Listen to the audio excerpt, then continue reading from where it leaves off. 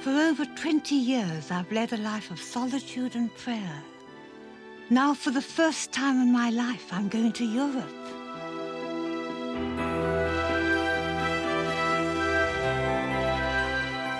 I'm going on a grand tour in search of some of the finest art treasures in the world.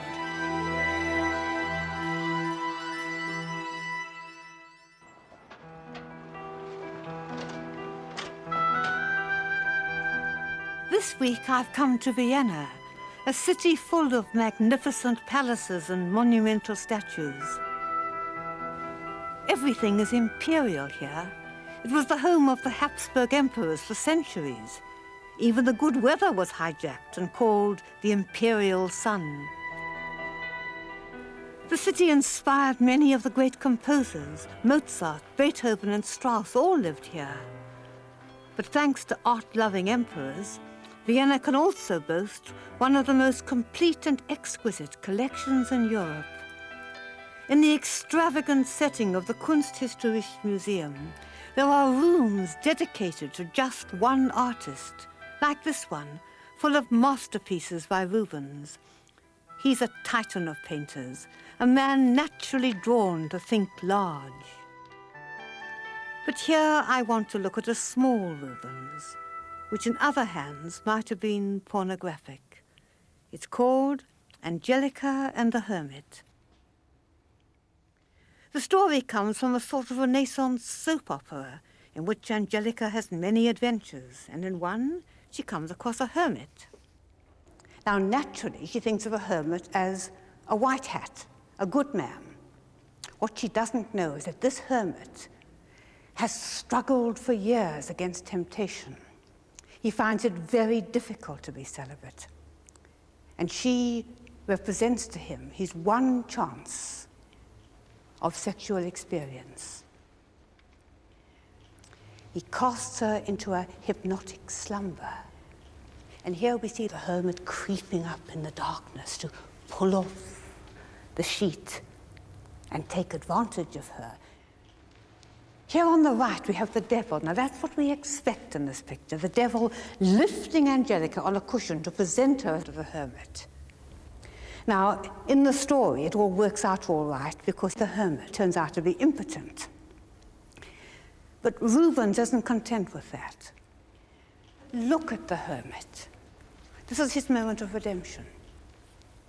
He's not looking at Angelica with greedy, pornographic eyes. This is the promised land. This is the heaven that other men enter, and he cannot. It utterly undercuts all this puritanical fear of the body. And only Rubens, that sweet, sound, generous spirit, is able to see this without any of the smallness or the pettiness or the macho or the feminist nastiness that creeps into every other image of Angelica and the hermit. The female nude has always attracted artists, but so has the vigorous power of the male. Men are more often portrayed as classical heroes or as sacrificing life itself for the purity of their beliefs.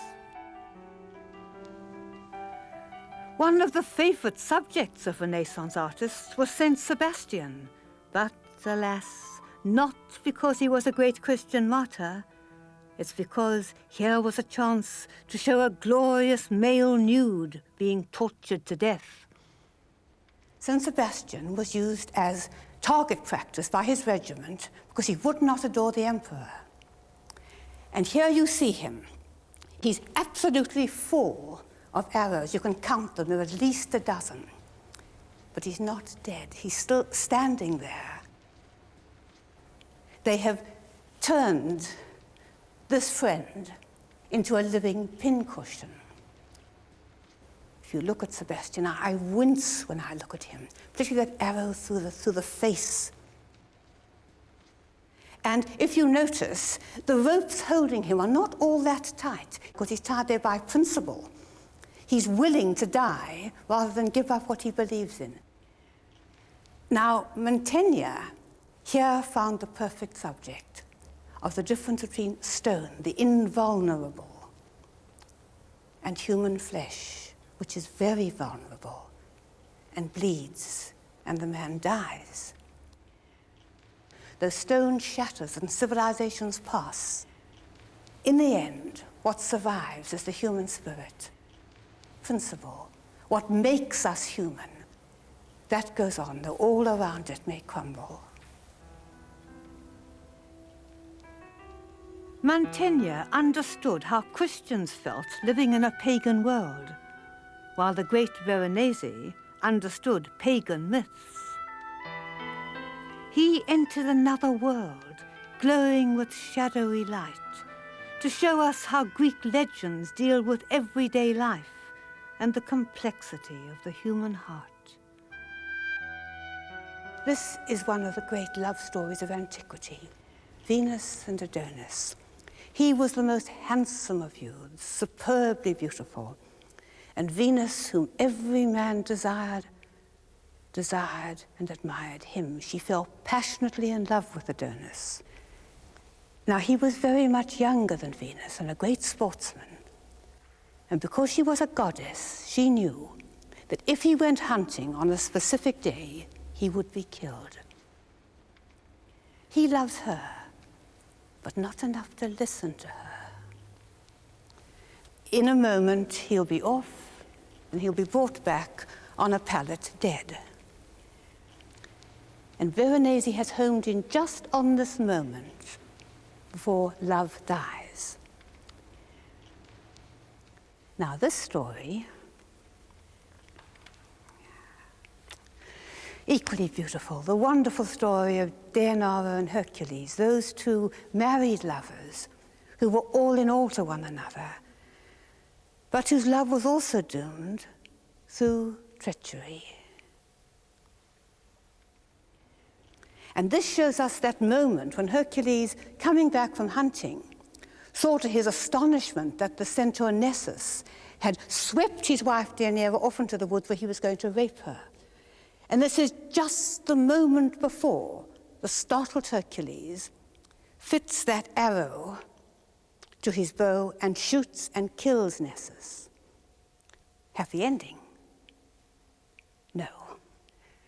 Because as Nessus lies dying, his evil heart tempts him to an evil revenge. And he tells Deianira, "Dip cloth in my blood, and if ever Hercules is in need, give him a shirt made out of this cloth, and that'll be my atonement, because it'll keep him safe."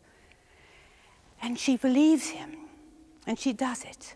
And he puts on the shirt, and it's a poisoned shirt, and he falls dead. Whereupon she dies of a broken heart. Now, this is one of the hardest things to accept, that our loved ones are going to die. It's unbearable, really. And Veronese has made it bearable by setting it in the context of autumnal woods. The leaves decay and fall, and after many a summer dies the swan. So he tells us that grief can be made into poetry, it can be made into great art, and in that way we conquer it.